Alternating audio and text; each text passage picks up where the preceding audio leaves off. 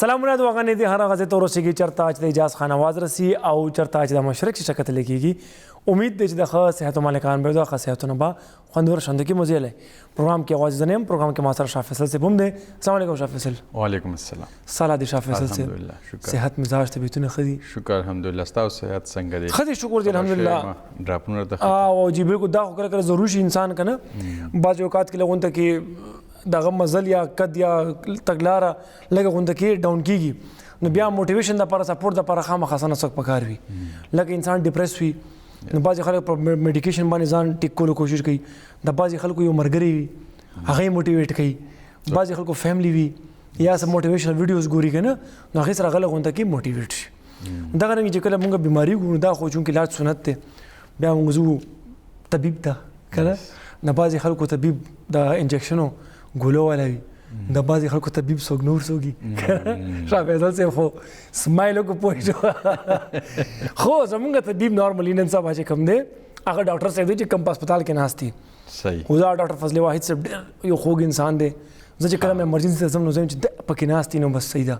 زنه بلکې ډیر زیات خلک هغه سره اٹیچ شوي دي داسې په ډیر رومز کې ډاکټران ناشتي هلته څوک نو فضل واحد صاحب ته ټول داسې لاین ولاړي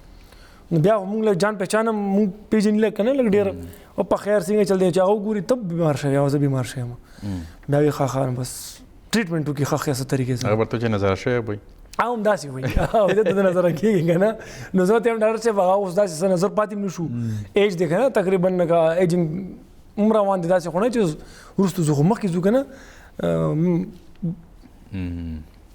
نو بیا وای چې نه خیر خدا الحمدلله اوس گزارو کوم یو 70% او پرون ډېر تکلیف وو شاه فیصل صاحب الله دې هر سړی دې ساتي بیا خاص کر په دې روجو کې کنه چې تاسو په دې نه اجازه رو جماعت ټایم دی کوم ټایم دی خو بهر حال شاه فیصل صاحب کوم دې اور جماعت خبرو کو کنه او زین ټول کې پهله موږ دې شروعات والو چې زما خیال مو 15 سم روجو ده که سم روجو ده بالکل نیمه ورواړې دي اوس پورې هغه پیکیج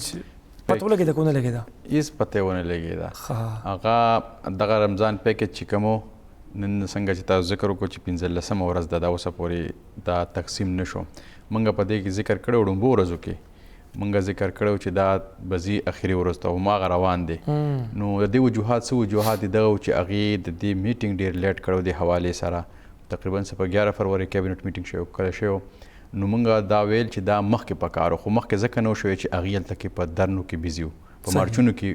بيزیو صوبای حکومت نو دایله وجه دا میټینګ لیټ وشو نو دی 15 مارچ ته وسه پورې دا نه سٹارټ شوی تقریبا د لپاره 12 عرب 83 کروڑ روپۍ دي او تقریبا صدبره 10 لک خاندانونه دي چې هغه ته بعد دغه رقم ملاويږي خو تر وسه پورې نه دی ملاو شوی نو خلک بار دغه میسجونه مونږ تم کوي چې دا ولی نه ملاو شوی وجوهات څه دي چې کله مونږه کوشش کوو کوم حکومتي نمائندگان دي اينه کله مونږه تاسو کوو نو غي دا وي چې خزاني کم فند دغه اجرا کړی دا خزاني دغه پیسې دغه فند جاری شوی دي خو کم انتظامی طور باندې چې کوم هغه ډیټا انټری نو پای کې سستې لوجه دغه مشکلات راغلي دي وسه پورنی سٹارټ شوی نو دغه کمی غلطیان چې بیا امید لرو چې روان وخت دغه غلطیان بیا ونی شي او دغه کمزوري سيزونه یې کنه دا په پریورټي کې ساتل پکاري دا چې دغه رنګ مخکې دی میټینګ شوی وي او دغه د وخت سره نغې ته پته و رمضان خو اچانک قرانه لیکنه دا خو پته ډیفینټلی خلکو ته پدې چې پدې ورځ به دومره ورځې پاتې شوې 10 ورځې 15 ورځې 20 ورځې نو دې لپاره مخکې نه پلانینګ پکاري چې مخکې نه پلانینګ پکاري چې دا موږ کله میټینګ کو کیمرټ نه به کله منظورو خزانه محکمه کله به د فند اجرا کوي ډیټا موږ کله سبمټ کو کله به دې ته د پیسې رسی څنګه برسي نو دا ټول چیزونه مخکې نه پلانینګ سره پکاري پری پلانینګ سره پکاري چې دا بیا په وخت باندې خلکو ته رسي دا اوس کم مشکلات دي خلکو ته نو چې دا ورته نه وي نو بار دا خلک تاسو کې چې کله برازي نو اوس ګورو چې کله ډیټا انټری کیږي چې ډیټا انټری خبره ده خزانه محکمې نه پیسې جاری شوی دي اوس دوا کو چې دا ډیټا انټری هم تیز شي دغه ډېر ټایم لګي چې ډیټا انټری کیږي کنه لکه اوس شاه فیصل نو لیکل دي نو SHAH سپیس کنه اف دا خو بیا اف لټولم دي چې اف چرته دی کنه بیا ای چرته دا سلام سي کار نه کوي کنه بالکل چشمه پر لاندې نو زما یو بل خبره ده خلکو یو بل شکایت کړي دي وایي دا په دې باندې خو الریډي هغه تنقید روان دی که نه پی ټي آی والے وایي چې کوم دي نو هغوی خپلې کارکنان ته هغه ډیفینټلی خپله ایم پی ایس ته کوټه ورکړې ایم این ایس ته ورکړې سینیټرس ته ورکړې کوم د هغې چې وینګز دي کوم مختلف هغې ته ورکړې انصاف یوت وینګ او خواتین وینګ او دې ته دې ټولو ته دغه کوټه ورکړې خو اوس په دې کې یو بله خبره مخې ته راغلې ده هغه دا ده ما ته د 3 کسانو دا خبره وکړه چې وایي موږ اپروچ کړی دی کوم د پی ټي آی چاته چې کوټه میلاو شوې ده نو هغې راته دا ویلي دي بیا موږ ذکر کړو که نه سینیټرس ته میلاو شوي یا ایم پی ایس ته ایم این ای ته کوټه میلاو شي نو هغوی بیا لاندې تنظیمي طور باندې خپل کوم کسان دي د اعتمادي هغې ته به یې ورکړي ده نو په هغې کسانو ځینې داسې کسان دي هغوی ویل چې موږ بس تا انټري کوو خو نیمې به تا ته میلاویږي او نیمې بل ته میلاویږي هغوی دا خبره کړې ده اوس آیا چې دا نیمې دی بل ته ورکوي که نه ورکوي په دای کې مسایل روان دي نو په دای کې خو مطلب 12,500 نیمې یس مطلب 12,500 دي نو بس 6,225 تا ته او دا 6,225 بل ته نو اوس په دې کې دا خبره ده چې چا انټري کړې ده هغه ته خو ټیک ته میلاو شي نیمې میلاو شي دا نیمې آیا بل ته میلاویږي نه میلاویږي نو دا یو شکایت خو مخې ته راغلی په کار چې په دې باندې نظر وساتلی شي تاسو ته که یاد شي شاه فیصل صاحب دا یو کال 2 کاله مخکې په دې چا سره چې د یونیسیار کارډونه وکړو نه افغانیانو سره نو دې کې یونیسیار طرف نه هر یو کارډ باندې فیملی ته سبا 16,000 کې 70,000 روپیز ورته راغلي لکه هغه فور د فرست ټایم په د هیسټري کې فور د فرست ټایم چې څه وي چې هغه اوورال ټولو ته میلاویږي وګورنه کیمپ سره ته ډېر زیات مراد میلاوېدل نو هغې څه چلو چې کله به تاسو دغه ته راړئ که نه ایزي پیسه شاپ ته نو تاسو به خپل بایومیټرک وکړو چې بایومیټرک به دې وکړو 300 روپیز که 400 روپیز به هغې تاسو نه کټ کړي حالانکه دې کې د کټنګ څه جواز نه جوړېدلو اب نه بس که په هر څومره کې اگر 500 کې به کړې او 300-400 خو کم نه کم ورنه 500-600 دا خو به نورمالي به وکړو پکې نو لکه دا کرپشن مخنیوي خو ډېره ګرانه خبره خو تاسو نیم په نیمه ظالمه یار دا خو ظلم دی والله هغه په 12,000 روپیو باندې څه نه کېږي ټوله 6,000 روپۍ ورکوي نو په دې به څه وکړي دا خو هغه چا خبره چې ممپلو پیسې هم نه دي نو زما په خیال په دې باندې لږ غونډه کې سوچ او فکر پکار دی حکومت وخت ته چې پلیز تاسو په دې باندې دغه وکړئ یا که زما په خیال شاه فیصل صاحب هغه کارډونه اجرا شوی وه نو ښه نه وه بالکل ښه لکه څنګه اوس دا طریقه کار هم ښه دی خو پیسې به چې کوم دي ډایرکټ په ایزي پیسه باندې راځي په اکاونټ باندې راځي خو اوس غریب خو سره هم بله لار نشته چې دوست ته فار ایگزامپل تاسو ماله پیسې کوئ او تاسو ته کوټه میلاو شوې ده ورالې ما ته وایي چې لکه زه تاله پیسې کومه خو نیمې به تالي او نیمې یو څوک یاد کې فلانکي له ورکوم نو ما څه خو ویل چې دا نیمې ډېرې دي چې ما ته میلاو شي زما خو څوک شته نه چې اپروچ لپاره شاه فیصل صاحب هغه چا خبره چې ترپال پې ورواړوئ دا خو هسې تاسو د خلکو احساساتو سره لوبې کوئ غریب به دې په تګ ودو کې انتظار کوي زه اختر کپړې وپې وکړم راشن خو پاتې شو خو د اختر کپړې وپې وکړم عام پاتې ښکاري اوس په 3,000 په 9,000 روپۍ باندې خو ښه جوړه کېږي سوټ کېږي بیا چې ګنډې نو 2,000 دا خو صحیح ریټ دی نو او نن سبا به کم درځي واخلي ټایم خو نشته خو الموسټ هغې باندې زیات برډن دی رش دی پې نو هغه هم مجبور دي به وایي چې یاره زه څه وکړم اوس خو زه بهرحال الله دې هغه وکړي چې کوم کې زموږ ټولو خیر شاه فیصل صاحب موږ سره دویم څه خبر دی دویم خبر دا دی چې وزیر اعظم هاوس کې پرون ډېر اهم میټینګ شوی دی ان کیمره اجلاس شوی دی دا کوم صورتحال چې روان دی د په ایران کې مشرق وسطا کې او افغانستان سره چې کوم زموږ صورتحال دی په دې باندې ان کیمره اجلاس شوی دی ان کیمره اجلاس کې ټول پولیټیکل پارټیز دا داسې و چې دی کې وزیر اعظم دغه ته ټاسک ورکړی رانا ثناء الله ته د هغې چې کوم سیاسي امور مشیر دی هغه ته ټاسک ورکړی ته ټولو ته دعوت ورکړه نو هغه دا خبره کړې وه چې موږ فون کالز کوو نارملي خو وزیر اعظم دا هدایت و چې کال مه کوه لاړ شه نو موږ لاړو موږ هر چا ته دعوت ورکو پی ټي آی ته ځان له ورکو دغه رنګ مولانا صاحب پارټي و هغې ته ځان له ورکو ایم کیو ایم والا ته ځان ته ورکړی شو دې ټولو ته یو ورځ مخکې دعوت ورکړی شوی خو بیا چې کوم د پی ټي آی والا کوم ملګري وو نو هغوی ویل چې موږ له ټایم راکړه په دې باندې موږ خپل میټینګ کوو نو هغوی پې بیا خپل اجلاس کړی و سیاسي کمیټۍ د هغې اجلاس شوی و باني پی ټي آی چې کوم دی هغه سیاسي کمیټي جوړه کړې د هغې اختیارات کومې د پارټۍ فیصلې دي هغه کوي نو سیاسي کمیټۍ اجلاس بیا کم چیرمین چې دی اوسنی بریسټر ګور صاحب هغې دغه کمیټۍ اجلاس راوښتی و هغې کې دغه فیصله شوې وه چې موږ به اجلاس کې شرکت نه کوو شرکت کوو نو په دې شرط باندې به کوو چې موږ به باني پی ټي آی سره ملاقات کوو او کوم ملاقات ان کیس زمونږ نه کیږي دا دغه مطالبه نه پوره کیږي نو موږ به دغه اجلاس کې شرکت نه کوو. نو په هغې کې دغه پاکستان تحریک انصاف خو پکې شرکت نه و کړی او کوم تحریک تحفظ آئین پاکستان یو پلیټفارم جوړ شوی دی، محمود خان اچکزی د هغې مشر دی، په هغې کې دغه پی ټی آی والم دي، نور حقان عباسي دی پارټي پکې ده، مشتاق احمد خان هم پکې دی، نو دغه رنګ نور هم کسان هم پکې دی اپوزیشن، هغې هم په دغه اجلاس کې شرکت نه کړی. محمود خان اچکزی خو اپوزیشن لیډر هم دی، په قومي اسمبلی کې هغه ته هم دعوت و، هغه هم اجلاس کې شرکت نه کړی. دارنګ په سینټ کې چې کوم دی سینیټر علامه راجا ناصر عباس چې کوم دی هغې اپوزیشن لیډر دی، هغې هم دغه اجلاس کې شرکت نه کړی. دې نه علاوه عوامي نیشنل پارټي چې کوم ده هغې هم په اجلاس کې شرکت نه کړی. خو تر دې دمه د هغې د وخت د حوالې سره څه سټیټمنټ یا څه موقف مخې ته نه دی راغلی چې هغې دغه اجلاس کې شرکت ولې نه دی کړی. وجوهات څه دي؟ په کومه مولانا فضل الرحمن چې هغې شرکت کړی و، د پاکستان پیپلز پارټۍ کوم مفت چې هغې شرکت کړی و، ایم کیو ایم والا هم پکې شرکت کړی و، دغه رنګه بلوچستان عوامي پارټي و هغې هم په دغه اجلاس کې شرکت کړی و. په وزیر اعظم هاوس کې دغه اجلاس شوی و د وزیر اعظم شهباز شریف په مشرۍ کې، او په هغې کې کوم وزیر اعظم و دغې پارټو ته خپل دغه بریفینګ ورکړو په مشرق وسطا کې څه صورتحال دی، په ایران کې د پاکستان څه رول دی، په سعودي عرب حوالې سره، افغانستان د ټولو حوالې سره خپل بریفینګ ورکړو. وزیر اعظم ویل چې موږ د حوالې سره خپل کوم بیک ټول رابطې دي د ایران او د خاص کر سعودي عرب ترمنځ، په دې حوالې سره موږ خپل بیک ټول رابطې هم کړې وي، او موږ د دغه نه کله چې موږ معاهده کوله د سعودي عرب سره، زموږ یو معاهده شوې ده که نه، اګریمنټ شوی دی، موږ مخکې هم ذکر کړی د حوالې سره. نو هغه اګریمنټ چې کله موږ وکړو نو ایران کوم وزیر خارجه چې و هغې سره بیا ما رابطه وکړه، هغه هم په دې حوالې سره اعتماد کې اخیستی و، خو هغې ما ته دا ویلي چې تاسو سعودي عرب په دې باندې دغه کوي، کنوینس کوي چې دغه سعودي عرب ځمکه به زموږ خلاف نه استعمالېږي. بیا موږ وایي سعودي عرب ته مې ویلي و همداسې وه، خو دغې وجه نتیجه دا راله چې اوس ایران کم دی په نورو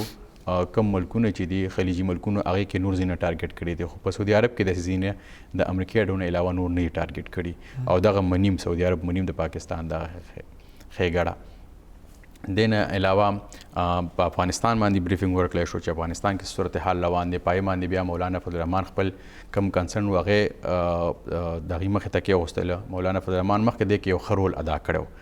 مخکې یو رول ادا کړی و، خو بیا هغه لږ غونته کې سایډ لاین شو. نو د هغې نه پس بیا دغه مولانا ورته وویل چې دا وخت کوم دغه ټولو بلکې اپوزیشن لیډران وویل چې کوم وخت د افغانستان سره کومې دغه روانې دي مسایل، نو دا دي په خوشوسلوبي سره مذاکراتو سره په ښه طریقې سره حل کړی شي، او په هغې کې د نور هم سفارتي کوششونه په دې حوالې سره تیز کړی شي. او دې سره سره کوم د پاکستان پیپلز پارټۍ چیرمین چې بلاول بټو زرداري، هغې هم دې حوالې سره وویل چې د کومه زمونږ سفارتي کم کردار دی په دې کې زمونږ متوازن کردار بیلنس کردار دی، خاص کر د سعودي عرب او ایران ترمنځ. دې حوالې سره دغه ټول بریفینګ ورکړی شوی او بل دا پکې ویلی شوي دي کېدای شي دې حوالې سره د پارلیمنټ ان کیمره اجلاس هم راوغوښتی شي، ځکه چې مولانا فضل الرحمن هم ویلي چې دغه رنګ کله چې داسې مسایل راغلي نو په دې حوالې سره موږ د پارلیمنټ مشترکه ان کیمره اجلاس راوغوښتی دی، او دغه رنګ هغې یو خپل شکایت کړی د غزه پیس بورډ حوالې سره، هغې سره په دغه اجلاس کې دغه یو شکایت هم وکړو چې غزه پیس بورډ چې کله تاسو شمولیت کوو نو هغې حوالې سره هم موږ اعتماد کې نه و اخیستلی شوي، پکار ده چې په هغې کې موږ اعتماد کې اخیستلی شوی وی تاسو چې کله شمولیت کوو، نو دغه یې پکې وکړو. دې نه علاوه مولانا فضل الرحمن صاحب دغه یو سجیشن ورکړو چې دې حوالې سره د پارلیمنټ ان کیمرا یو بریفینګ اهتمام دې هم وکړی شي. دا د پاکستان تحریک انصاف هم دا مطالبه ده. نو امید دی چې د پارلیمنٹ د حوالې سره ان کیمره اجلاس هم وشي او په هغې باندې هم دا کم پارلیمنټریان دي هغه اعتماد کې واخیستلی شي. صحیح، دا ډېره ښه شي ځکه چې کله یو پرابلم پولیټیشن ته ورشي نو هغه بیا پولیټیکلي لاره ګوري چې دې پولیټیکلي لاره څه ده. ښه اشرف فیصل صاحب، تاسو دا وختي دغه خبره وکړه د مولانا صاحب چې کوم ذکر تاسو وکړو، د مولانا صاحب کا ذکر موږ غونډه کې په ډیټیل کې دغه کو، دوی همیشه داسې لکه د پاکستان او د افغانستان ترمنځ هغه د جرګې حوالې سره کردار دی، که داسې نور څه کردار په هغې کې هغه نوم ډېر زیات نمایه دی. آیا هغه په دې اجلاس کې څه زور یې واچولو په دې باندې که نه چې تاسو د حملې بندي کړي یا جنګ بندي طرف ته لاړ شئ، موږ به مذاکرات وکړو، یا پرسنلي زه به په خپله لاړ شم افغانستان ته، څنګه چې د کے پي ګورنمنټ دا یو موقف و چې موږ به جرګې لیږو افغانستان ته، بیا په دې باندې فارن منسټري وی چې دا ستاسو کار نه دی دا زمونږ کار دی دا څه پیشرفت وغیرہ پکې تاسو ته ما څنګه ذکر وکړ چې مولانا صاحب د حواله سره خپل کنسرن او خودو د حواله سره مخکې مولانا صاحب ته یو رول ورکړل شو او هغه رول ډیر خو مولانا صاحب دغه کړو ادا کړو هغه سره نور هم وفتونو د مولانا صاحب خو خپل یو شخصیت دلته کې خلک احترام کوي دلته خلک احترام کوي نو یو حواله سره هغه ډیر ښه کردار او هغه هم تل یو د حواله سره او الته کم د تحریک الته کې افغان طالبان دي هغه سره ناست او هغه سره خبرې منلم وي خو بیا دلته نه زمونږ سره کمزوریان شوي وي او بیا مولانا فضل الرحمن صاحب هم بلک سایډ لاین شوی نو هغه بیا فرنٹ ته نه راتلو اوس هم دا خپل شکایتونه په دغه اجلاس کې کړي دي خو دا حوالې سره نه دی ویلي چې آیا یا کم دغه اپریشن چې روان دی غضب للحق دغه دی بند کړی شي د حواله سره ډیټیلز مخې ته نه دی راغلی او خپل کم شکایت چې دی مولانا صاحب هغه د اجلاس او وزیر اعظم مخې ته ایښی دي بلکې موږ د ایران او سعودي عرب په منځ کې د پاکستان کردار وګورو سعودي عرب پاکستان یو دفاعي معاهده هم شوې ده او دغه اثر به وګورئ تاسو د خیال باندې دواړه ملکونو چې کوم تعلق دی نه کوګورو یو ورځ مخکې دغه نه مخکې د ایران اٹیک نه مخکې افغانستان باندې اٹیک کړی تاسو یاد شئ پای کې سعودي عرب خاموش وو نو هغه یو پاکستان د پاره خدغه ټیټ فور ټیټ نو پاکستان هم د حواله سره خاموش خونه د خپل سفارتي کوششونه کوي سعودي عرب سره رابطه کې د ایران سره رابطه کې دي ما څنګه وختي ذکر ووم کو چې کم اٹیکس چې هغه په خلیجي ملکونو کړي په سعودي عرب هغه نه دي کړي هغه ریفاینري اٹیک هغه یو اٹیک نو خو هغه بیا روسته پته ولګی دا چې دا ایران نه دی کړي هغه د دې تردید مو کو چې دا موږ نه دی کړي نو هغه کې بیا کم دغه امکان دی چې د موساد ایجنټان هغه پکې انوالو بالکل هغه ویچاره اسانه طریقې سره موږ سعودي عرب چې کوم په دې جنگ کې دا موږ راینکو او موږ په آرام لغون تکي کینو ولی شافعي صاحب کا خیالو کې تاسو چې کم پلان و د ټرمپ یا فور ایگزامپل د اسرائیل چې موږ د امام خمینی صاحب شهید کو یا دا غرنګ نور چې کوم هغه هاي اتھارټیز دا موږ الیمینیټ کو نو بیا به خلک اتوماتیکلی راپاسيږي او بس موږ به سم ماته نشي بس موږ تقریبا کار وکړو خو تاسو په خیر باندې گیم الټا شو دا کیسه الټا شو بالکل الټا شو کو دا وګوري دی ارس التکم ایرانیان چې دغه د متفق کړه د سیز هغه متفق کړه او غیر اپاس د خپل کم اوسنی کم دغه چې دغه دی حکمرانان دغه سره ودرېدل دا کم سپریم لیډر چې شهید کړی شو نو هغه خو کتل چې دا ظلم وکړی شو هغه وروته تر اوسه پورې هغه ګوره په یو لوی اجتماع کې دا غم مانځي تر اوسه پورې د سپریم لیډر نو دا کوم سیناریو چې دا د ایران او اسرائیل کم یو سوچ چې نو څنګه چې تاسو ذکر وکړو چې دا پغی باندې الټا شو بلکې هغه ایرانیان متحد کړل یوازې ایرانیان نه دلته کم زمونږه اهل تشیرونه دي د اهل سنت دي هغه هم یو ځای شو هغه کم د اختلافات هر څه ختم کړل نو دا د لپاره مونږ به دا ویل چې خو نو خو ځکه متفق شو دی حواله سره د ظلم خلاف دا ټول متفق شو صحیح بالکل دا خبر ده ما پرون یو پوسټ کړو چې یو سنی هغه اکټریس هغه وی چې زه خپل ماشومان ته کلم دانه یم چې زموږ شیګانو سره اختلافات پس شي باندې دي زبو ته دا همیشه دا زموږ غرونه دي او چې کله پوره دنیا اسلام ته یو شی ونه واحد ایران چې هغه د ټولو ته یوازې ولاړو او ایران کې چې کوم گورننګ باډي د غټول اهل تشیری نو د وجنه لکه هغه اختلافات هغه لک ډیر څه کړکېچ هغه زموږ د خلکو ختم کړو په دې شي کې نو دا پکار ده کدا اونشي کنه نو زما په خیال د تفرقه یا د خپل په منځ کې د اختلاف دی یا دومره د لريواله دی د دې فائدہ بیا چې کوم دی د نورم واخلي مطلب یو شو یا د غرنګي اسرائیل شو دا به د دې لپاره نور هم چې کوم دی هلي ځلې کوشش کوي چې را سره طریقې سره نور هم چې کوم دی نفاق پیدا شي په دې په منځ کې داسې لريواله پیدا شي خو الحمدلله مسلمانانو دې له شو کړو چې موږ یو مسلمان یو تاسو که خیال کړی شافعي صاحب په نور ورځو کې خو یا وځ سنی موزه شیعه موزه بریلی موزه دایم نن سبا الحمدلله ټول یو مسلمان دي دا کنه دا ډېر خپل خبره ده ایران سره ولاړ ټول ایران سره ولاړ دي که فور ایگزامپل چا وس نو ورسیږي دوا وته کوي کله چا وس ورسیږي نو خامخا ځان ورسولې دي ما پرونی یو بل خبر کو ته شافعي صاحب چې هغه ډېر الارمینګ خبرو د کورد طرف نه کوردیانو طرف نه چې یو اس لګیا دی غوځا فند کوي چې تاسو د نلاش ایران کې زمینی کاروایی شروع کړي خبر نه زی نو د باندې ممکن خیر سبب خبره تر کو چې موږ سره ټایم کم دی کچر دا خبر واقعا دا شانتي شي او دا ډېر د افسوس خبره وي او دا چې کوم هغه زمونږ یووالی دی دا هغې ته نقصان رسولو به یو ډېر غټ ضرب وي په دې باندې. نو الله نه دا دعا کوو چې دغه شان چې کیسه ونه شي چې زمونږ مسلمان چې کوم دی په دې مشکل کې ښکیل کړي په خپل ځان.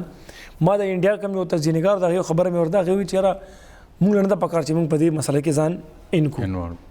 ورنه یہ آگ پھیلتی پھیلتی ہمارے ہندوستان تک آئے گی کہ نا هغې ته پته ده ور یاته مې اتشي خلک شته او دوی ته پته ده چې اتشي یو ځل روزي که نه بیا وروستو نه ځي نو هغې بیا خپل هغه چې کوم دی که نه موټیو اثر ته رسوي بیا. نو اتشي نه مراد زما مسلمان دی که اتشي دی که سني دی خو مسلمان دی جی نو دا مسلمانان بدل ته موږ ته مسله جوړه کړي مشکلات به جوړ کړي. بهرحال شاه فیصل صاحب تھینک یو سو مچ ډېره مهرباني تاسو رالی سبا بیا راځي که خیر انشاءالله. موسم هم ورځ په ورځ ګرمېدو والا ډېر زیات ګرم شو او باران دعا به کوو د خصوصي د رحمت باران چې دا باران د افغانستان او پاکستان کې وورېږي او د رحمت باران نو کېدای شي د باران په بدولت باندې جګړه هم ختم شي او زموږ اخر چې کوم دی هغه په ارام او سکون باندې هم شي. موږ بریک طرف ته به ځو جي بریک بس بیا راځو موږ سره اوسئ جي.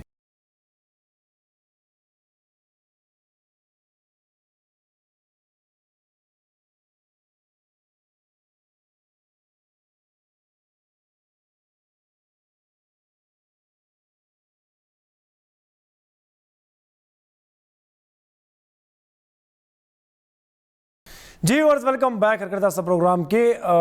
څنګه ما تاسو ته وویل چې بریک نه پس به اخري مونږ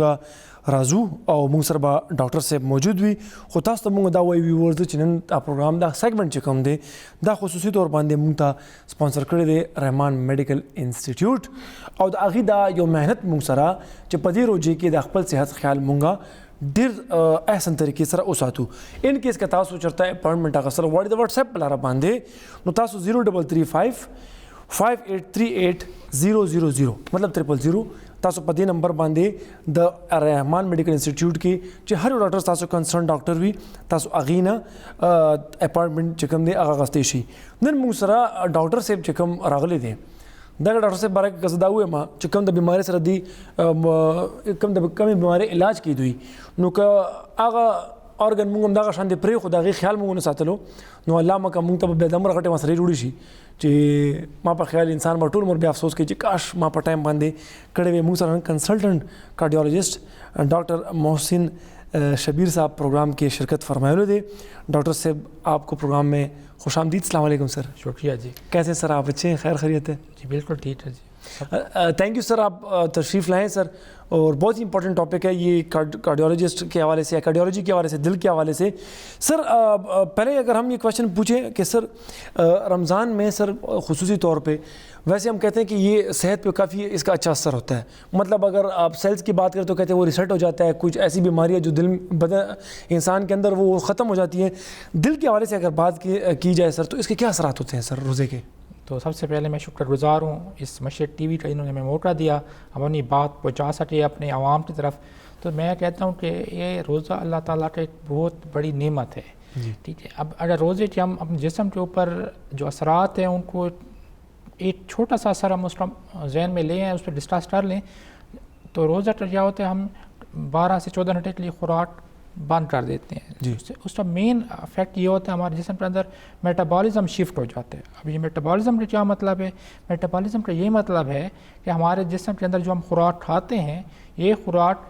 اندر جسم میں اسی توڑ پھوڑ ہوتی ہے اور اس کے ذریعے ہمیں ایک انرجی پروڈیوس ہوتی ہے اور یہ انرجی ہم استعمال کرتے ہیں ہمارے جسم جو بھی ہم کام کرتے ہیں چلتے ہیں پھرتے ہیں کام کرتے ہیں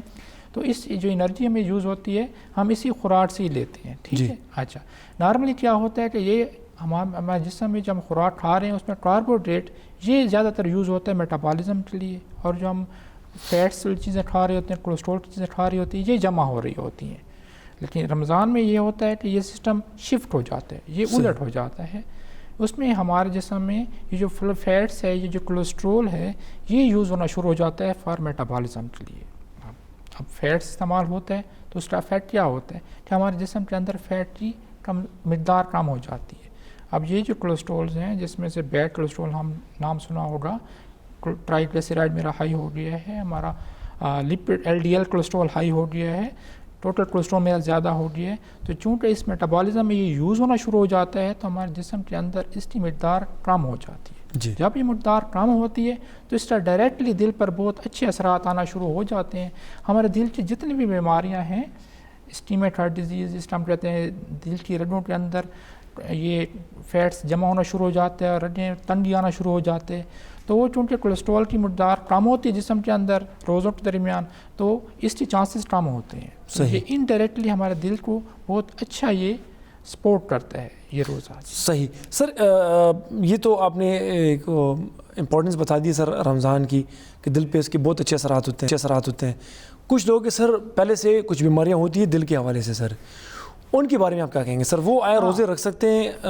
اچھا، روزوں کا افیکٹ اگر ہم کہیں کہ دل کے مریضوں پر کیا ہوگا تو اس میں 2-3 بنیادی وجوہات ہیں. پہلے تو ہمیں یہ سوچنا چاہیے، پتہ چلتا ہے میری مریض کی بیماری کیا ہے، اس کی نوعیت کیا ہے، ٹھیک ہے. دوسری وہ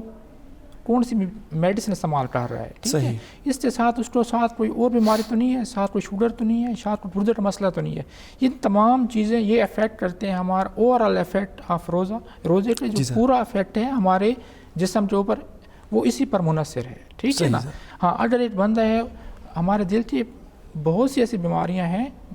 جن پہ جو آرام سے روزہ رکھ سکتے ہیں اور تھوڑی سی اپنی دوائی تبدیل کر کے ان کو کوئی پرابلم نہیں ہے کہ وہ روزہ رکھ سکیں. سر کچھ ایسی بیماریاں مطلب جس میں روزہ رکھنا خطرناک ہو جائے وداؤٹ میڈیکیشن، سر آپ نے بات کی سر. ہاں اچھا، دل کی کچھ بیماریاں ایسی ہیں جس میں ہم کہتے ہیں ان کو کیئرفل ہونا چاہیے، یا ان کے لیے یہ روزہ جو ہے شاید ان کے لیے کچھ خطرے کا باعث بن سکتا ہے.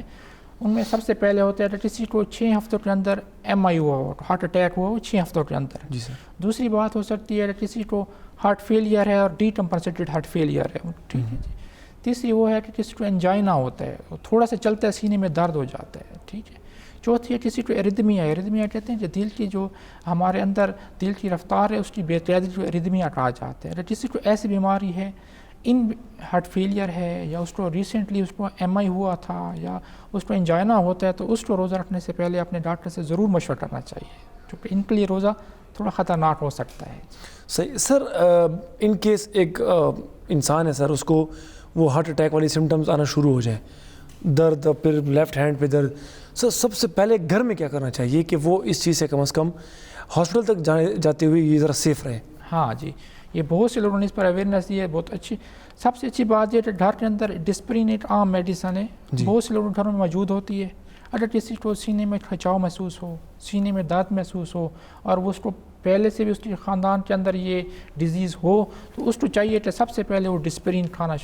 لے. صحیح. اب ڈسپرین کھانے کا کیا طریقہ ہے کہ اس کو آپ ایک پانی گلاس میں ڈیزالو کر لیں اور اس کو پی لیں. صحیح. دوسرا یہ ہے کہ آرام سے بیٹھ جائے. تیسرا یہ ہے کہ اس کو چاہیے کہ اگر اس سے سمٹم ٹھیک نہیں ہو رہے تو فوراً ہسپتال کی طرف کسی کو فون کرے، بتائے کہ جی مجھے ہسپتال لے جائیں. صحیح. تقریباً آپ کے خیال سے سر کتنا ٹائم ہوتا ہے؟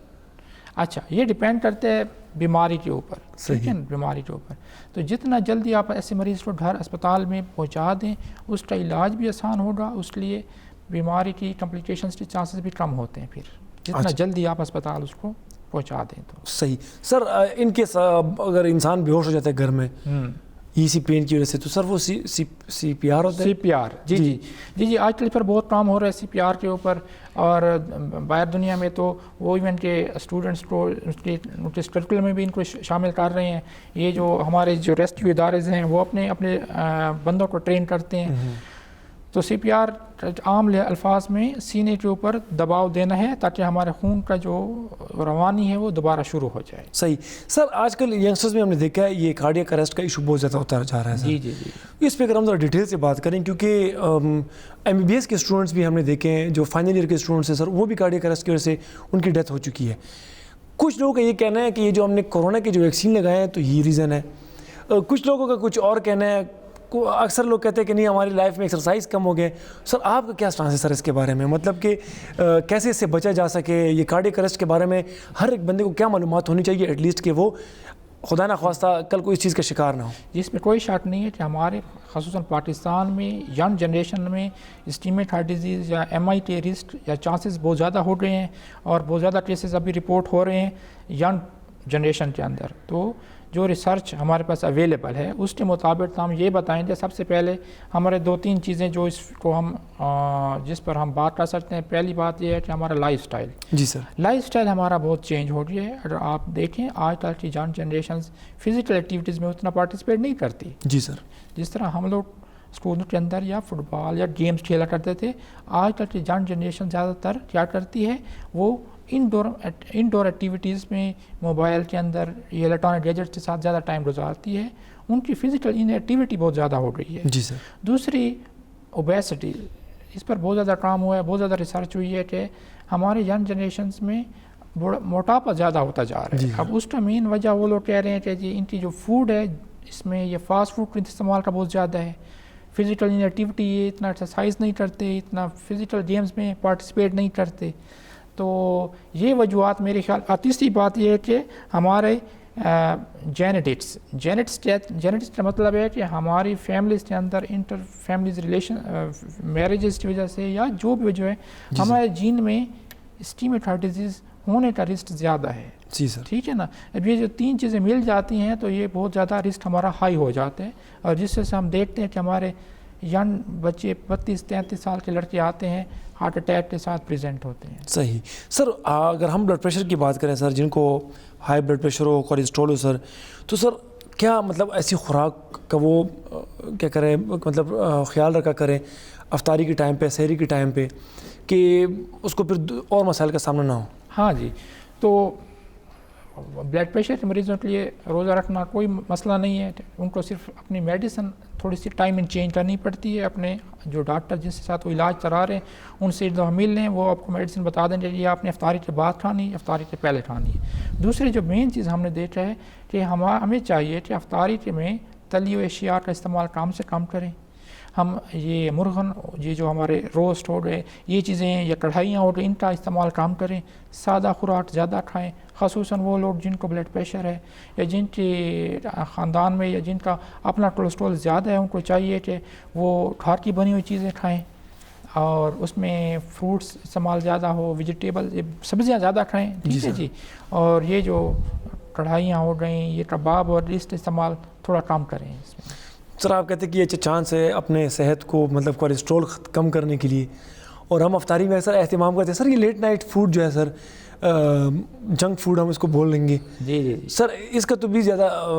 دار و مدار ہے, لیکن اگر آپ ایکسپلین کر دیں گے تو شاید سر کسی کو. بالکل آپ کی بات بالکل صحیح ہے. یہ جو آج کل یہ نیا ٹرینڈ شروع ہوا ہے, نیا رواج ہے کہ ہمارے ینگسٹر رات کو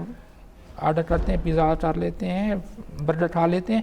تو کھا کے فوراً سو جاتے ہیں, جس کی وجہ سے کیا ہوتا ہے کہ وہ ہضم نہیں ہوتا, ہمارے جسم میں اسٹور ہو جاتا ہے. جیسے میں نے پہلے بات کی کہ ہمارے جسم میں یہ کولیسٹرول کا لیول زیادہ ہوگا, ایک حد سے زیادہ ہوگا, تو ہمارے اندر دل کی بیماریاں ہونے کا چانسز زیادہ ہو جاتے ہیں. اور یہ جو فاسٹ فوڈز ہیں ان میں سے زیادہ تر یہ فوڈز کولیسٹرول سے بنی ہوتی ہیں, فیٹ سے بنی ہوتی ہیں, ان کے اندر چکناہٹ بہت زیادہ ہوتی ہے. اگر ہم اس سے استعمال کریں بھی صحیح ہے تو ایک تو ہم اپنے ینگ جنریشن کو کہیں گے کہ استعمال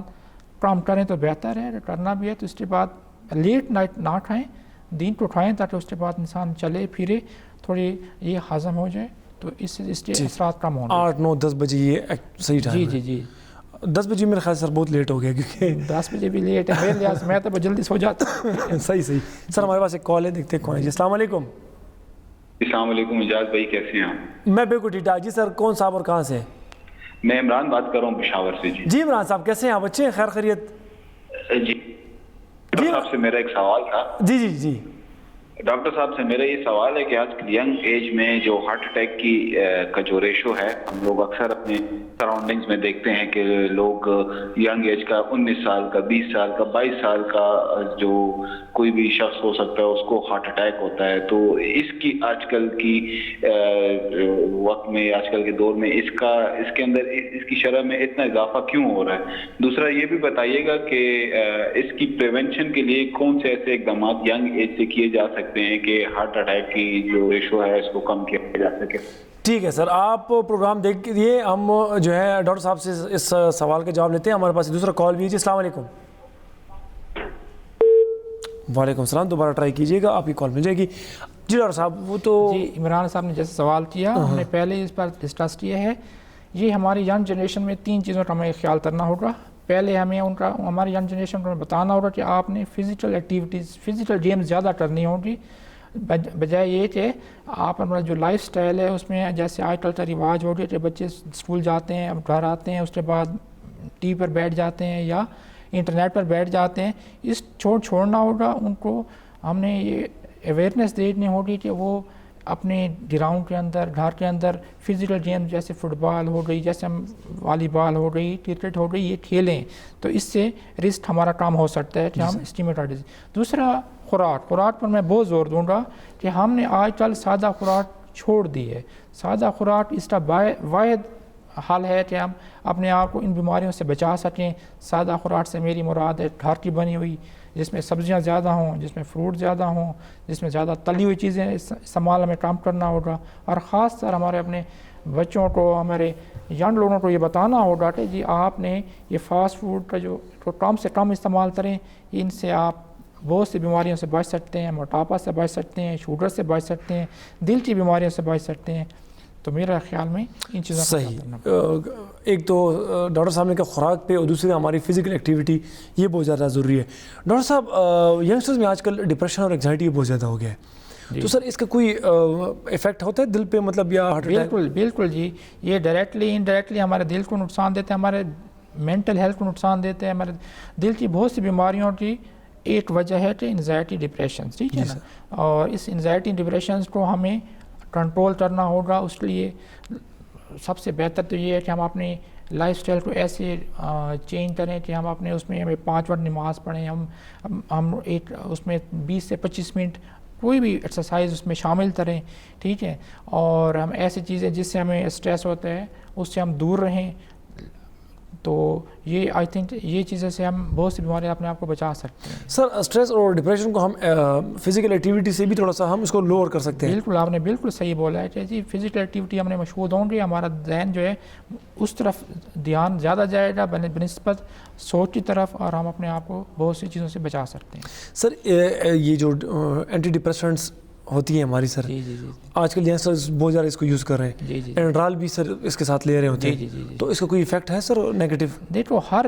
دوائی کا سائیڈ ایفیکٹ بھی ہے، اچھے ایفیکٹ بھی ہیں، ایٹ دا سیم ٹائم ہمیں وہ عادی بناتی جا رہی ہے. جی سر. ٹھیک ہے نا. تو میں تو اپنے مریضوں کو یہ کہتا ہوں کہ اپنے جسم کو اس پر اگر کوئی اسٹریس آ جائے تو اپنے جسم کو لڑنے دو، اپنے جسم کو مضبوط بناؤ. ٹھیک ہے نا. یہ بہت آسان حل ہے کہ ہم ڈاکٹر کے پاس جائیں، اس نے ہمیں ایک ٹیبلٹ دے دی، ہم نے وہ ٹیبلٹ استعمال کی، اس سے ہمیں وقتی فائدہ ہو گیا. لیکن کیا ہوگا لانگ رن میں ہمیں کیا ہوگا، ہم آہستہ آہستہ ہم اس کے عادی ہوتے جائیں گے. ٹھیک ہے نا. اور ساری عمر ہمیں وہ میڈیسن کھانی پڑے گی. اور جیسے میں نے بتایا کہ ہر میڈیسن کا، ہر دوائی کا اچھے افیکٹس کے ساتھ ساتھ سائڈ ایفیکٹ بھی ہوتا ہے. جی سر. اس کے علاوہ اگر ہم ان پیشنٹس کی بات کریں سر جو روزہ بھی رکھتے ہوں، ان کو دل کے ایشوز بھی ہوں، وہ اپنے جو ہے سر ٹائمنگ آف میڈیکیشن یہ چینج کر سکتے ہیں؟ بالکل چینج کر سکتے ہیں. تو میں تو مشورہ دوں گا کہ ہر دل کے مریض کو رمضان سے پہلے اپنے ڈاکٹر سے ایک دفعہ ضرور ملنا چاہیے. اس لیے کیونکہ اس سے ڈاکٹر کو پتہ ہے کہ اس مرض کیا ہے، اس بیماری کی نوعیت کیا ہے، وہ کس سٹیج کے اندر ہے، کون سی میڈیسن میں اس کو چینج کر سکتا ہوں، کون سی میں بند کر سکتا ہوں، کس میڈیسن کی میں ٹائمنگ صبح افطاری کے بعد سحری کے بعد افطاری کے بعد کر سکتا ہوں. ٹھیک ہے نا. اور غلطی یہ ہوتی ہے کہ ہمارے مریض سمجھتے ہیں، وہ مریض جو اسٹیبل اسٹیمیٹائڈ ڈیزیز ہوتے ہیں، جو اسٹیبل ہوتے ہیں، وہ سمجھتے ہیں کہ میں ابھی قدرے میں ٹھیک ہوں، میں اپنی دوائیاں بند کر دوں. تو اس سے دوائیوں بند کرتے ہیں تو کچھ دنوں کے بعد ان میں وہ تکلیف دوبارہ آنا شروع ہو جاتی ہے. صحیح. تو بہتر یہ ہے کہ اپنے ڈاکٹر سے دوا ملیں، وہ اس ڈاکٹر اس کی جو میڈیسن ہے اس میں سے جو دوائیاں غیر ضروری ہوں گی اس کو بند کر دے گا. جی. جو دوائی ضروری ہوگا اس کی ٹائمنگ وہ ایسے ایڈجسٹ کر دے گا کہ وہ افطار یا روزے میں اس کو کوئی پرابلم نہیں ہوگا. جی. ڈاکٹر صاحب اکثر یہ ہاؤس وائف جو ہوتی ہے، مطلب گھر کا کام بھی کر رہی ہوتی ہے، ساتھ ساتھ میں ان کی اوبیسٹی بھی ہوتی رہتی ہے ٹائم ٹو ٹائم. ان کا یہی ایک ایکسکیوز ہوتا ہے کہ میں جو گھر کے کام کر رہی ہوں یہ میرا ایکسرسائز ہی ہے، تو وائی شوڈ آئی گو آؤٹ فار اے جم اور یا فزیکل ایکٹیویٹی جو میں کر رہی ہوں، تو مطلب یہ اس کو وہ ایکسرسائز کی اس میں زمرے میں لے آتی ہے. ان کے جو سر ہارٹ پرابلم ہے سر وہ بھی دن بدن زیادہ ہوتے جا رہے ہیں. کیا کہنا چاہیں گے سر آپ ان کو؟ مطلب ہاں، میں تو ان کو یہ کہوں گا کہ آپ بے شک گھر کے کام کریں، وہ تو اچھی بات ہے، لیکن اگر آپ ایک صاف ستھرے ماحول میں ایک 15-20 منٹ کے لیے ڈیلی اگر صرف چہل قدمی بھی کر لیں تو یہ ان کے لیے بہت بہتر ہوگا. جی. ایز کمپیئر ٹو ہم جو گھر میں کام کر رہے ہیں وہ سارا دن ایک جگہ پہ ٹھہرے ہوتے ہیں. ٹھیک ہے نا, ان کو وہ فوائد حاصل نہیں ہوتے جو ہم ایکسرسائز سے لینا چاہتے ہیں. صحیح. تو ہمیں اگر ہم اپنے جسم کو وہ فوائد دینا چاہتے ہیں جو ہمیں ایکسرسائز سے ملتے ہیں, تو اس لیے ہمیں پراپر ایک ٹائم نکالنا پڑے گا, چاہے 20 منٹ 15 منٹ, اور آپ کسی بھی گھر کے ساتھ گلی ہو بے شک, اس میں آپ ایک تیز چہل قدمی کر لیں تو یہ ان کے لیے زیادہ بہتر ہوگا. سر ایک کوشچن آیا ہوا ہے کہ میرے والد صاحب کو رینل ہارٹ فیلئر ہے, تو اس پہ ذرا ڈاکٹر صاحب سے پوچھے گا کہ از دس ڈینجرس اور کیا کرنا چاہیے ہمیں. جی سوری, رینل ہارٹ فیلئر. اچھا, تو ان کا مطلب ہے کہ ان کو 2 بیماریاں ہیں, ایک ان کا ہارٹ فیلئر بھی ہے اور دوسرا ان کو گردے بھی کمزور ہیں, ٹھیک ہے نا. تو اس ایسے مریضوں کی میڈیسن بہت احتیاط سے ہم ایڈجسٹ کرتے ہیں, کیونکہ ہم ہارٹ فیلئر کے مریضوں میں کچھ ایسی میڈیسن دیتے ہیں جس سے ہمارے پیشاب زیادہ آتا ہے, اس سے واٹر پلس کہا جاتا ہے, ڈائیوریٹکس کہا جاتا ہے ان کو. لیکن یہ دوائی جو ہے نا ہمارے گردوں کو نقصان بھی دے سکتی ہے. تو ایسے مریضوں کو جن میں رینل بھی ہو اور کارڈیک فیلئر بھی ہو, تو ان کو کسی اسپیشلسٹ سے ملنا چاہیے. وہ پیشنٹ کو دیکھے گا کہ اس کی ہائیڈریشن سٹیٹس کیا ہے, اس کی گردوں کی کنڈیشن کیا ہے, اس کو کون سی میڈیسن ہم دے سکتے ہیں, کون سی نہیں دے سکتے. تو اس آپ کے جو کالر ہیں ان کو میرا مشورہ ہوگا کہ وہ قریبی کسی اچھے سے کارڈیک اسپیشلسٹ کو ضرور دکھائیں. صحیح. ڈاکٹر صاحب کچھ ہارٹ پیشنٹس کو ود دا پیسیج آف ٹائم پارکنسن کا ایشو بھی ہو جاتا ہے. سر تو دونوں کو ڈیل کرنا کافی مشکل نہیں ہوتا؟ ہاں اچھا, جیسے میں نے بتایا کہ ایک میڈیسن کے سائیڈ ایفیکٹ سے دوسری بیماری ہو جانا, صحیح ہے جی. یہ اگر کوئی ہارٹ فیلئر کا مریض ہے اور لانگ ٹرم میڈیسن لے رہا ہے تو اس میں اور بیماریاں بھی ہونے کے چانسز ہوتا ہے, جیسے میں نے بتایا کہ ان کے گردے بھی افیکٹ ہو سکتے ہیں جی. تو اس لیے ان کو 2 میڈیکل اسپیشلسٹ سے اوپینین لینا ہوتا ہے اور ایک دل کے ڈاکٹر سے, مطلب ایٹ اے ٹائم 2 ڈاکٹروں کا علاج کرنا پڑتا ہے. صحیح. تو ظاہری بات علاج تھوڑا بہت مشکل بھی ہو جاتا ہے. خیر بہرحال ڈاکٹر صاحب ایک جنرل کویشچن پوچھوں گا میں آپ سے اسٹارٹ میں, جو آپ نے وہ میٹابولزم جو ہے وہ شفٹ ہو جاتا ہے ہمارے یہاں, تو یہ آج کل تاثر بلکہ ایک ٹرینڈ شروع ہو چکا ہے کہ صبح نماز تک وہ جاگے رہتے ہیں, اس کے بعد 12-1 بجے تک سوئے رہتے ہیں. جو ورکنگ کلاس ہے ان کا تو خیر الگ سین ہے, لیکن یہ جو 12-1 بجے تک سونا پھر اس کے بعد جاگنا پھر تھوڑا بہت ہلکا پھلکا, تو سر یہ کوئی خاص افیکٹ تو نہیں ہوگا اس کا باڈی پہ پھر؟ دیکھیے یہ خوش قسمت لوگ بہت تھوڑے ہیں میرے خیال میں. ہاں نا, جو سوئے ہوتے ہیں ڈاکٹر صاحب. صحیح. ہاں, باقی تو زیادہ لوگوں کو کام پر چلنا پڑتا ہے, روزی روٹی کے لیے جانا پڑتا ہے, ٹھیک ہے نا. بالکل بالکل. تو میرا نہیں خیال کہ روزے کے ساتھ میرے خیال میں ہم اپنی روزمرہ کی جتنی بھی ایکٹیویٹیز ہیں پرفارم کر سکتے ہیں. میں اپنا سر وہ جو سوئے ہوتے ہیں تو پھر ان کا شاید وہ فیٹ لوز تو بہت کم ہوگا. جی جو روزے سے ہمیں فوائد حاصل ہونا ہے وہ مس ہو جاتے ہیں ان سے, وہ ان کو نہیں, فوائد ان کو حاصل نہیں ہوں گے. جیسے ہم کہتے ہیں, میں نے بتایا کہ ہمارے جسم کے اندر جتنا بھی فیٹس ہیں وہ جسم اس کو برن آؤٹ کر لیتے یوز کر لیتی ہے, یہ ان میں یوز ہوتی ہے جو کام کرتے ہیں, جو کام کرتے ہیں, جو بیٹھے ہوئے ہیں ان میں وہ ویسے جمع ہو رہے ہیں اسٹور کے اندر. صحیح. ان کا وہ جو کم ہونا ہے وہ بہت زیادہ ویک اس پہ چل رہا ہوتا ہے. سر ایٹ دا اینڈ ہم ناظرین کو کیا, ہمارے ناظرین کو کیا مشورہ دیں گے سر کہ رمضان بھی ہے سر, صحت کا خیال بھی رکھنا ہے, دل کو بھی جو ہے ہم نے صحت مند رکھنا ہے. اور ایک یہ کویشچن ذرا خیر ہے سر ہم بعد میں کریں, اس سے پہلے ذرا ایک کویشچن ہے سر. اکثر لوگ کہتے ہیں کہ وہ جو میں نے آپ کو لیڈیز والی اگزامپل دی نا سر, کہ وہ کہتے ہیں میں جو گھر کے کام کر رہی ہوں تو یہ ایکسرسائز میں آ جاتا ہے, حالانکہ وہ ہوتا نہیں ہے سر. کچھ لوگ سر اسموکنگ کرتے ہیں سر, لیکن ساتھ میں وہ کہتے ہیں ہم ایکسرسائز بھی کر رہے ہیں, ہم فزیکل ایکٹیویٹی بھی کر رہے ہیں, تو ایٹ لیسٹ ہمارے دل کو جو پرابلم ہے اس کو ہم نے نیوٹرل کر دیا ہے. اس بات میں کتنی صداقت ہے سر؟ اس میں کوئی صداقت نہیں ہے. ٹھیک ہے, اسموکنگ بہت خطرناک ہے. جتنی بھی ریسرچ ہو رہی ہے اس میں اسموکنگ جو ہے ہمارے یہ جو خاص کر ینگ جنریشنز میں اسٹیمک ہارٹ ڈیزیز یا MI ہونے کا مین وجہ یہی بتا رہے ہیں کہ یہ اسموکنگ جو ہماری ینگ جنریشن کر رہی ہے اس سے ہمارے دل کے امراض بڑھتے جا رہے ہیں. تو اگر کوئی یہ کہے کہ میں سگریٹ بھی پیتا ہوں اور ساتھ میں ایکسرسائز بھی کرتا ہوں تو جو سگریٹ سے نقصان ہونا ہے وہ اس سے کور نہیں ہوگا. جی صحیح. ایک مسئلہ تو نہیں سر. اصل سر پھر وہ ہمارے عوام کو کیا مشورہ دیں گے سر, ناظرین کو جس وقت آپ کو دیکھ رہے ہیں, ہاں دل کو کیسے صحت مند رکھیں, اپنے لائف سٹائل کو؟ کہوں گا کہ رمضان کا بابرکت مہینے میں آپ اپنے روزے بھی رکھیں, اپنی جو آپ کی دوسری مذہبی وہ ہیں نماز بھی پڑھیں آپ, اور اس کے ساتھ ساتھ آپ روزے کے فوائد بھی حاصل کریں. وہ فائدہ ہم کیسے حاصل کر سکتے ہیں کہ اگر ہم اپنی خوراک کو سادہ رکھیں گے, ہم اپنی خوراک میں یہ تلی ہوئی چیزیں کا استعمال کم کریں گے, ہم افطاری میں فروٹس اور سبزیوں کا استعمال زیادہ کریں گے اور بجائے یہ کہ جیسے روزہ افطار اور سب چیزیں کھانا شروع کر دیں تو اس کو تھوڑا تھوڑا کر کے اس میں وقفہ دے دیں تو اس سے روزے کے جو ہمیں فوائد حاصل ہونے ہیں وہ پورے فوائد حاصل ہوں گے انشاءاللہ. صحیح ویورز ډاکټر صاحب ډېره ښکلې خبره وکړه پکار دی چې موږ په دې باندې عمل وکړو ولې چې زړه داسې یو دغه دی ارګن دی چې دا څومره صحتمند وي نو زمونږ لایف سټایل به چې کوم دی که نه هغه بالکل ښه ټیک ټاک وي. دې نه علاوه بیا هم که تاسو ان کیس چېرته ډاکټر صاحب سره تاسو اپوینټمنټ اخیستل غواړئ کنسلټنټ کارډیالوجسټ ډاکټر محسن شبیر صاحب نو تاسو ته چې کوم نمبر په سکرین باندې هم راځي تاسو په هغې باندې هم رابطه کولی شئ. دې نه علاوه که تاسو د وټساپ په لاره باندې اپوینټمنټ اخیستل غواړئ نو 0335 5838 000 دا د واتساپ نمبر دی د رحمان میډیکل انسټیټیوټ مطلب تاسو اپوینټمنټ ډېر په اسانه طریقې سره په دې نمبر باندې هم اخیستی شي. زړه خیال ساتل انتہائی زیادہ ضروری ہے. اور اکثر ڈاکٹر صاحب یہ ایک جنرل کویشچن پوچھ لوں گا میں تھوڑا سا ہٹ کے کیونکہ وہ کہتے ہیں نا کہ مجھے دل نے کہا کہ آپ یہ کام کر لو تو حالانکہ نارملی ساری چیزیں تو یہاں سے ہوتی ہے وہ اکثر لوگ پھر یہ ایگزامپل بھی دیتے کہ دل کی مت سنو دماغ کی سنو تو یہ کیا چکر ہوتا ہے یہ دل کی مت سنو دماغ کی سنو یہ اس میں ہمیں کنفیوز کر دیا ہے. ہاں جی نہیں دیکھیں اس کی تو یہ وہ نہیں ہے دماغ کا کام سوچنا ہے ٹھیک ہے نا دل کا کام دھڑکنا ہے دل کا دم دھڑکنا ہے جو کام اس کو ہے وہی کام کرنے دیں آپ ٹھیک ہے نا. تو جو چیز آپ اچھا مطلب یہ غلط بات ہے کہ ہم کہیں کہ دل نے مجھے کہا کہ یہ کرو دماغ نے کہا یہ کرو تو میں دماغ کی میں نے سن لی. نہیں اس میں کوئی صداقت نہیں ہے ٹھیک ہے نا. انسان جو سوچتے ہیں ہمارے خیالات جو ہم اسی ٹائم میں جو ہم مشاہدہ کرتے ہیں اسی مطابق ہم کام کرتے ہیں کہ یہ ہمارے لیے فائدہ مند چیز ہے یہ ہمارے لیے فائدہ مند نہیں ہے ٹھیک ہے نا. اور میرا نہیں خیال کہ اس میں کوئی صداقت ہے کہ میں نے اپنے دل کی بات سنی اور میں نے یہ کام کر لیا اور میں کامیاب ہو گیا.